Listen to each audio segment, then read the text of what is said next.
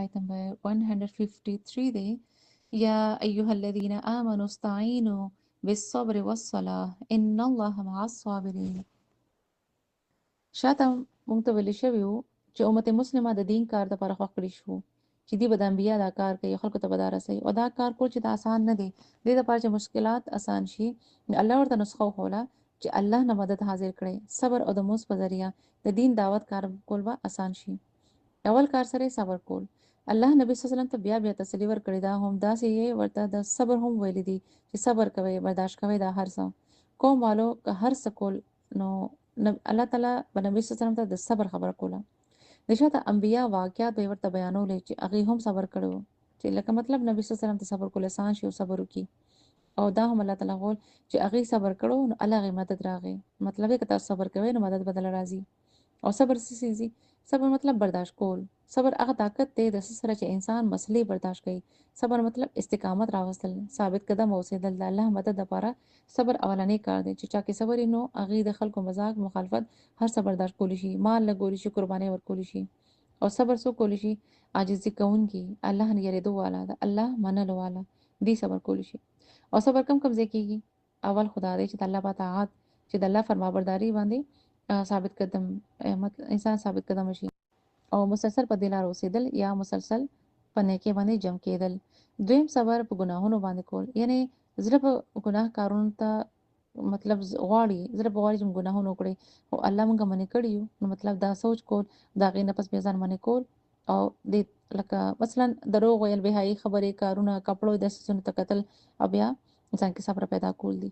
دریم دا چې مصیبت مشکلات په وخت کې خپل ځان سنبالول، خپل جذبات اخلاق قابو ساتل، بد اخلاقی ګلې شکوې نه دي کول، الله نه مایوسه کېدل نه دي پکار، نو دام صبر دی. او په مو چې څه مشکل راشي نو زمونږ سره وایي الله تعالی پر رضا کې رضا یو کنه، د الله نه مایوسه شو بیا ګلې شکوې کو، نو صبر کوونکو له بهترین اجر دی، بدله ده. او نبی صلی الله علیه وسلم صبر کوونکو له بهترین بدله ده. نبی صلی الله علیه وسلم صبر کوونکو له غټه خوشخبری ورکړې ده، یعنی څونه چې مشکلات غټي دون غټ اجر همي، او الله تعالی چاله جنت حاصل ورکړي. صبر بکول غوړ دی لپاره صبر به سبدلې بغیر حساب کتاب نه جنت ته داخليدل. دویم کار دلته څه دی چې موږ کول، بعض وایي چې موږ د صبر تفصیل دی،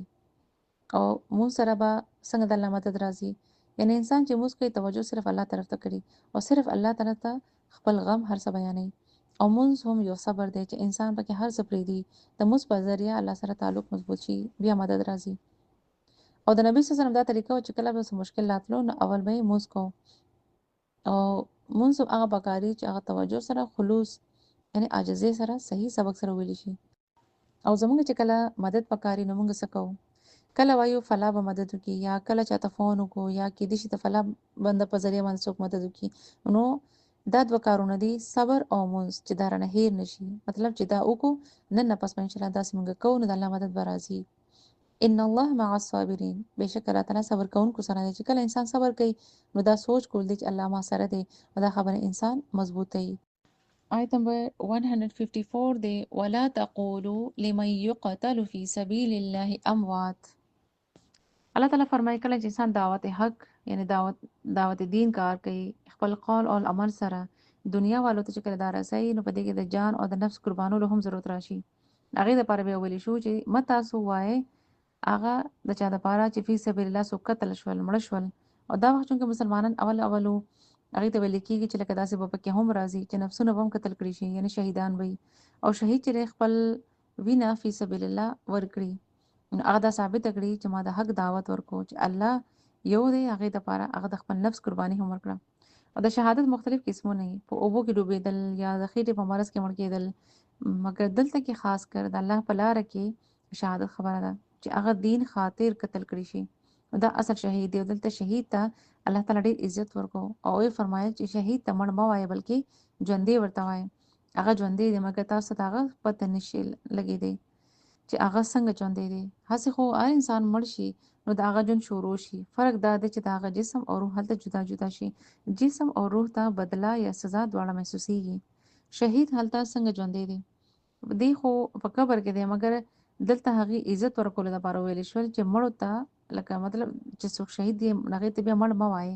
دویم دا چې انسان الله سره څوک په علیین کې دي، څوک په سجین کې دي، یعنی څوک په بد ځای کې دي، څوک په ښه ځای کې دي. نو دلته یعنی د هغې علیین هغه هم ژوند دی مګر هغه لږ مختلف ژوند دی.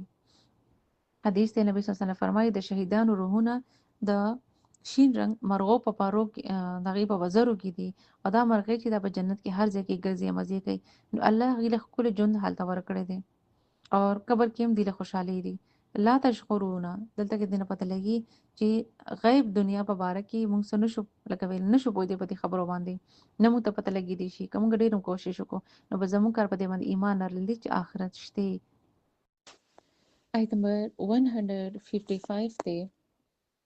ولنبلونکم بشيء من الخوف والجوع ونقص من الأموال والأنفس والثمرات وبشر الصابرين. الله تعالی دلته فرمایي چې موږ به ضرور تاسو ازمایش کوو د یاري سره د لوږې سره، نقص من الاموال د نفس ثمرات یعنی میوو سره ازمایش کیږي کاغه منی او کنه مطلب څوک د دې نه انکار نشي کولی. ازمایش ولې غوښتل کیږي ولې راځي په انسان؟ الله تعالی ګوري څوک څونه لایق دی، څوک څونه د څه قابل دی او څوک څونه خواله کوي نه څونه ښه دی څونه بد دی. څوک پکې احسن عمل کوي. الله تعالی صرف ایمان داو ته نه ګوري، هغه زړه کې ایمان ته ګوري، صرف خبرو ته نه ګوري، صرف په خبرو چله جنت نه ورګي. ازمایش نه پس به د انسان پته لګي. او خوف یعنی یره دا هم ازمایش کې دي شي. یره ډیر خطرناک شی دی، انسان ذهني مرض ولا جوړي او د ظالم د ظلم یره مصیبت راتلو یره د دشمن یره داسې یره خو نبی صلی الله علیه وسلم په وخت کې ډېر زیات راغلي وي. خاص یره د جنگ احزاب کې وا چې هر طرف نه دشمنان تیار ولاړو، مسلمانان لګو خندق کېو او منافقانو پکې لکه غلطي خبرې شروع کړې. یو میاش بغیر د جنگ نه ذهني تکلیف وو د الله د یری سره الله تعالی د ازمایش کو. نن پته لګي چې داسې ازمایش به د دجال پر راتلو کېږي او د دې ټولو څیزونو به سخت کېږي، یعنی یری د لوږې د مال ختمېدو. الله تعالی به اصل هغه وخت کې د ایمان امتحان اخلي. نن خو خوف شته او لوږه هم، کله چې د چا د جاب د تلو خطرې شي یا هسې غریبي راشي مهنګایي راشي نه هر څه ګران شي نو دا هم سخت وخی. ځکه نبی صلی الله علیه وسلم فرمایي فکر او فاقې نه بچ کېدو دپاره دعا کوي او نبی صلی الله علیه وسلم دعا هم غوښتې وه ځکه چې په دې کې د حرام د انخلېدو سخته خطرې ډېر لوږې په وجه انسان مجبور شي اولاد یا کور یا ښځې دا څیزونه خرڅ کړي یا حرام شروع کړي یا مایوس شي یا د الله مطلب الله نه علاوه د نور خلکو نه غواړي، نه بوتانو نه باباګانو نه مدد غواړي. په مال کې کمی ازمایش ډېر خطرناک دی. مال کې څه سره راځي یعنی څه ازمایش کېدی شي. بینک اکاونټ ساروي چا سره جایداد د ګولډ جوړري دکان کې چې څه سودای دا هم مال دی نو مطلب دې کې ازمایش راتلی شي. والانفس په نفسونو کې هم ازمایش راځي او والثمرات او په فروټ سره هم ازمایش کېږي یعنی باغونه وغیره. دویمه معنا فروټ د انسان څه دی یعنی د انسان اولاد یعنی د انسان ثمر دی. درېیم د ثمر نه مراد وخت هم دی چې تیریږي چې انسان په دې وخت کې څونه مهنت کوي ځان له د مال هم نقصان کېدی شي، بزنس کې جاب کې نفسونو کې هم کمی بیماری کمی مطلب دا چې بیماری راتلی شي څه تکلیف پې راتلی شي یا چې نږدې څوک وفات شي لکه مړ شي دا هم ازمایش دی. نو الله تعالی ګوري چې دې څنګه صبر کوي، الله په باره کې څنګه ګمان کوي، الله په رضا باندې دې رضا دي او کنه. انسان د مال نه اولاد لپاره ډېر سیریسي په دې سره شي مطلب چې په دې تکلیف راشي نو انسان ټول مهنت بیا ختم شي. وبشر صابرین خوشخبری دا صابر یعنی صبر کوونکو لا چې څوک صبر کوي. مستقل مزاجي سره روان یې جون تیری الله نه مایوسه کېږي دي یعنی د صبر کوونکو چې دي په آرام سره خپل خپل جون تیری که هر څه به راځي الله نه مایوسه کېږي نه اوسه قسم ناشکري نه کوي بد اخلاقي نه کوي او حرام نه ځان بچ کوي. مؤمن صبر کوي هغه ته پته چې الله به ولا اجر ورکوي دې ازمایش کې به خیري چې څونه ایمان دون ازمایش ومي او صبر والا څوک دي صبر کوونکي دادی. الله تعالی فرمایي اے نبی صلی الله علیه وسلم چې څوک پاس شول هغه د خوشخبری ورکړي صبر کوونکي څوک صبر کوونکي دي. آیت نمبر 156 کې جواب دی الذين اذا اصابتهم مصیبه هغه خلک دي چې هغه ته څه مصیبت ورسي کوم مصیبت چې لکه په چا راځي نو الله فرمایي هغه د مخکې نه هغه لیکلي هغې نه څوک نشي بچ کېدی او ضرور راځي چې کله راشي نو دا صبر کول والا دا وایي ان دا کلمه وایي چې انا لله و انا الیه راجعون او دلته کې دا د مرګ دپاره نه دی ویلې شوی مصیبت پر راتلو دا ویلې ده. نبی صلی الله علیه وسلم به هر پوړو کې مصیبت باندې دا کلمه وایي نو د دې کلمې څه مطلب انا بېشکه مونږه د الله یو یعنی هغه زموږ مالک دی مونږ د هغه بندیان یو د هغه مرضي چې هغه څه مونږ ته وایي او څه هم مونږ ته چې دا را رسي دا الله اختیار لري دی هغه ته څوک څه نشي ویلی چې کله انسان د خبره ومني چې د الله یو الله مالک دی زموږ نو هغه بنده بیا د الله پر رضا باندې رضا شي او د کې هغه ځان له خیر ګڼي ځکه چې مالک چې خپل سيزونه استعمال کوي نو هغه بندیانو ته خیر رسي او د هغه ماته لکه څه تکلیف را رسول څه بد نه دی کړی و ان الیه راجعون او بشک زمونږ هغه طرف ته واپسی ده یعنی که زمانن څخه جدا شو زمانہ نو هغه هم د الله طرف ته لاړل او موږ به هم د الله طرف ته سو او دا کلمه ویل انسان ځان ته تسلی او سکون ورکوي کله چې مال نقصان وشي نه هغه دا کلمه وایي یعنی د دنیا د مال چره نه نقصان کېدل د آخرت په نیت باندې هیڅ نقصان نه دی مطلب نسبت سره سوري د آخرت په نسبت سره د هیڅ نقصان نه دی په دنیا کې زموږ لک وخت یې هڅه به هم الله تعالی طرف ته زو نو دا ځکه څوک مړ شي دا کلمه ویل شي نو دا هم فائدہ د ځان لکه تسلی یعنی صبر ورکول دي په آخرت کې ډېر مزید دي چې چا د صبر کو چا په آخر چا ته آخرت یاد کړو د چا چې آخرت هیر شي نو هغه بیا نقصان دی دنیا خپل کور غني خلک بیا هم په مصیبت پراتلو باندې ډېر پریشان بي صبري کوي په وړو خبرو ډیپریشن کې لاړ شي الله نه مایوس شي زموږ د مصیبت پراتلو باندې سهالي سوایو ان لله دا کلمه موږ سبق وایو دا مونږه هغه چې څوک مړ شي حالانکه دا په هر مصیبت راتلو ملي کیږي نو ان لله دا کلمه وایو مونږه سبق وایو مونږ یاد ساتلو د دې آیت نه سبق اصل دی چې هر سیستماتې دو خرابې دو بیمارو پراتلو یا د ګرمۍ یخنۍ په تکلیف نو دا کلمه اول وخت کې وایو او بیا چې کله څوک تنګي په مشکلات کې نو دا کلمه دی وایي نو اغیر سان انجام دی آیت نمبر 157 کې وتیله انجام دی اولئک علیهم صلوات من ربهم ورحمه الله تعالی فرمایي دا خلک دي چې په دې د رب رحمتونه دي د الله توجه ته ملاويږي په دې رحمتونه نازلي او د دې تعریف کوي الله د هغه باطن پاکي فرشتو په مخ کې د دې تعریف کوي او الله پر صبر کوونکو بنديانو چې دې هغه مدد کوي आवाज نه پریدي نو دا هو صرف د دنیا نعمتونه دي آخرت کلم بهترین انعامونه ورکي په آخرت کې بغیر د حساب او جنت ته ځي ته د دې صبر بدله ده واولئک هم المهتدون او دا خلک چې دي په هدایت دي مطلب چاته چې هدایت ملو شو هدایت لکه صرف قران ویل نه دي ویلو والا نه دي دي صبر هم کوي دي عمل هم کوي آخرت یاد ساتي الله نه امید ساتي ځکه دې ته بدلو آیت نمبر 158 دی ان الصفا والمروه من شعائر الله الله تعالی د صبر بهترین مثال دلته بیان کو چې الله تعالی غي باندې ډېر رحمتونه نازل کړي دي دا مثال تر قیامت الله پاتې کړو بهشکه صفا او مروه د الله په نشانو کې دي صفا مروه دونه اهم ولې دي ولې الله ذکر کوي دا خودونه غټ غار هم نه دی نو بیا ولې الله تعالی دلته د دې خبره کې نه سه اهمیت دلته بدلېږي موږ ته خاص ځکه چې دی دلته بیبي هاجره منډه وخلې دي بیبي هاجره د صبر بهترین مثال دی هیڅ وسره نو صرف د الله په حکم د الله د حکم د پاره هغه صحرا کې پاتې شو په الله توکل ځکه کوشش کوم منډه وخلې یو سر نه بل سره اتلا او پته ورته چې د الله مدد برازي الله د هغه مثال د قیامت آباد کو هر مسلمان په دې زیباندې صحیح کوي صفا مروه کې د الله تعالی شعائر الله وي ان هغه نشانه چې هغه تبکته باندې الله یاد شي صفا او مروه شعائر الله شو فمن حج البيت پس چې حج وکړي د الله د کور عمره وکړي نو حج لري او بکال کې خاص وخت دی لکه هغه کېږي او عمره چې نه پوره کال کې کېدي شي عمره ځکه کې هدا چې هر وخت الله کور آبادی شپه او ورځ خلک عمره کوي او مسلسل هغه کور آبادی څومره غټه نشانه ده فلا جناح نو نشته زګونه پاغه چې لکه د دوړو تر د دې دوړو لکه سو طواف وکړي دا خبره ځکه شو چې مشرکین به هم صحیح کوله دوړو غرونو باندې به بوتان نه خو نو چې کله اسلام راغی مسلمانانو به صحیح کوله نو مسلمانان به پزره کې خیال راغی چې موږ داسې نه دی کول ځکه چې مخکې دلته دی بوتان اخلوګه بوتان پراته نو هڅه نه موږ د دې پشن مطلب په دې ګناګار شو الله تو فرمایل چې دې کې څه ګناه نشته دا صحیح خو تاسو کوي وما تطوع خيرا فان الله شاکر علیم چې سنکی هم خوشحالي سره د الله د رضا لپاره اخلاص سره تاسو کوي یعنی کدا تاسو عمره کول یا حج کولی یا صدقه خیرات خوشحالي سره کوي نو الله ډېر قدردان دی هغه خپويږي هغه ته په درس تاسو د اخلاص آیت نمبر 159 دی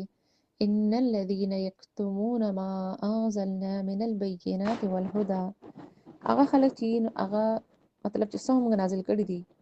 بینات کې څه هم چې دی دا الله تعالی مطلب د قران احکامات چری خاص کر د نبی صلی الله علیه وسلم کومې نشانه چې تورات کې ویل شوی دي د دې يهودي علما چې هغه خبرې پټولې نو الله هغه له هدایت علم ورکړو هغه پټ کو او خلکو ته هم نه خول په دې وجه دي ایمان اسنه دی په دې ایمان وروړي الله هر څه صفه بیان کړی خلکو د پاره دا هدایت او يهود علما چې دا هر څه دی پټ کړنو عام خلکو ته بالکل نه خول ځکه چې بیا بدی پدی مطلب ایمان نور موږ له ناراضي او ځان له هر څه دی وای نو داسې خلکو له سزا د لعنت دی د الله لعنت هم چې دا غټ سیز دی او پدی باندې باقی ټول مخلوق باندې لعنت دی پدی کوم ته پیغام دی چې دا سوړه خبره نه ده حق پټول خلکو ته نه خور دا خو خلک د خیر نه محروم کول دي او دی خیانت وکړو نن علم پیژنې انسان د يهود علما پشان یعنی دا نه چاته پته نشته نن ټول خلکو ته پته ده نن هم کیږي دا خبره حق خبره نه کی په موقع باندې خلکو د یری مطلب دم دک خبره چې د خلکو یره ده او بعض علما فتوا ورکي چې څنګه د خلکو خوخي یعنی بعض خو بالکل نه ورکي پټي بعض چې ورکي خو چې د خلکو څنګه خوخي حق گواهی په موقع باندې سو حق گواهی نه ورکي د قران ټولو ته دا اوس رسول دی او دا قران چې د ټول ذمہ داری ده په ټولو مګر نسوک علم حاصلې نه چاته خای نه دی لوخ ورکې د ذکر لپاره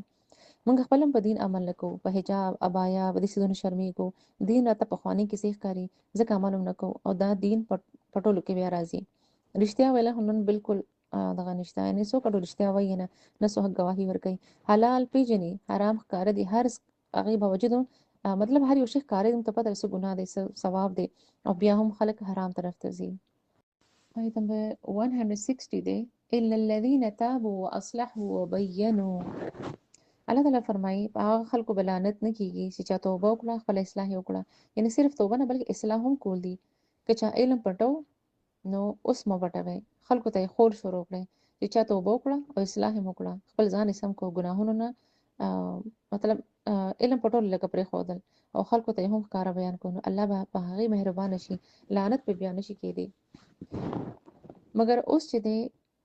لعنت خو باغی باندې وو مګر هغه ختم شو یعنی کچره څوک داسې کار کوي پای لعنت وو هو کچره چاته وبو کړه اصلاح وکړه نه علم خورو شروع کړه نو باغی باندې لعنت ختم شو اوس په دې د الله تعالی رحمت شروع شي الله فرمای زبار بار توبه کوم یعنی د الله رحمت واپس راتلی شي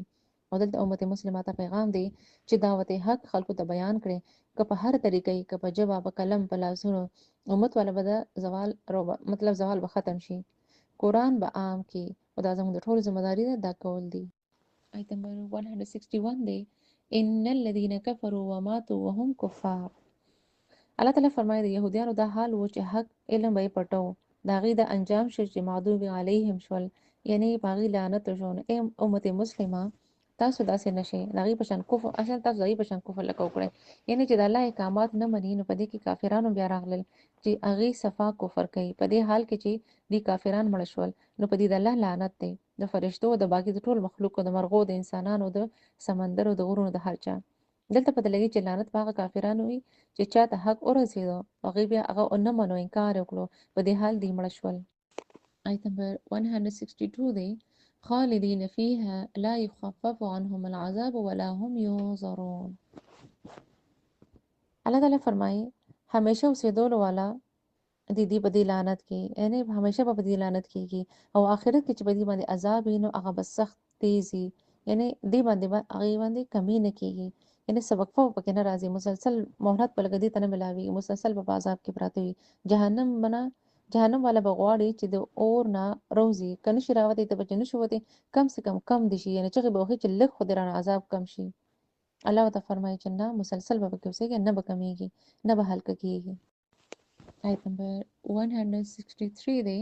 وإلهكم إله واحد الله فرمایي تاسو ټول الہ صرف یو دی که تاسو بنی اسرائیل یا امت مسلمه الہ صرف هغه دی تاسو ټول دا غیمو تاسو دی یعنی الہ هغه چې ډیر مهربان او رحیم ذاتی او بیا په خلکو باندې رحم کوي هغه خلک معاف کوي په دې کې اسم اعظم هم دی جو دا آیت یو بل سورہ ال عمران کې دی اور مطلب الف لام میم الله لا اله الا هو الحي القيوم او په دې کې هم اسم اعظم دی نو د دې په ویلو باندې دعا قبليږي او په دې کې توحید دی